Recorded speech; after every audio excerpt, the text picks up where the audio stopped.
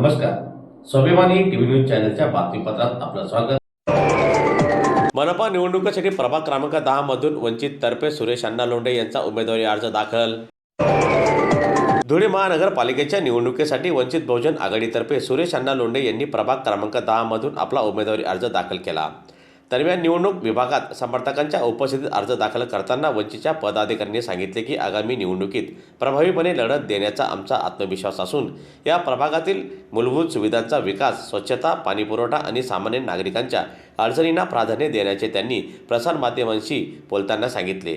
दरम्यान यावेळी उमेदवारी अर्ज दाखल करताना उमेदवार सुरेश अण्णा लोंढे, रविकांत वाघ, भीमराव जावडे, लक्ष्मण खैरनार, बेटी आहिरे, चंद्रमणी वाघ, अशोक शिरसाट, महेंद्र महाले, पोपटराव मोहिते, राजू आहिरे, उत्तरेश्वर गायकवाड, मच्छिंद्र मोहिते, पुंजू आहिरे, सुभाष पाटील यांच्यासह वंचितचे पदाधिकारी उपस्थित होते.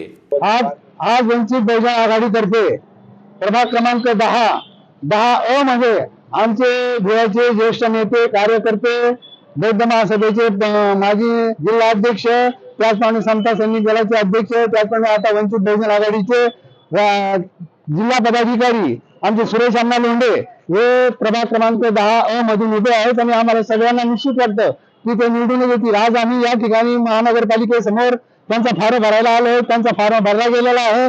सगळ्या कार्यकर्त्यांमध्ये अतिशय जोश आहे आणि आमचे श्रद्धेय बाळासाहेब आंबेडकर यांनी जे संपूर्ण महाराष्ट्रामध्ये करिश्मा करून दाखवला, त्या नगरपंचायत, नगरपालिका याच्यामध्ये प्रचंड प्रमाणात जे वंचित बहुजन आघाडीचे लोक निवडून आले, तोच करिश्मा आम्ही देवामध्ये करून दाखवू आणि देव महानगरपालिकेमध्ये देखील त्या प्रचंड प्रमाणात या ठिकाणी वंचित बहुजन आघाडीचे कार्यकर्ते निवडून येतील अशी आम्हाला दाट शंका आहे. आणि आम्ही कुठल्या हालतमध्ये या महानगरपालिकेमध्ये वंचित बहुजन आघाडीचे उमेदवार पाठवल्याशिवाय राहणार नाही अशी आम्ही प्रतिज्ञा केलेली आहे.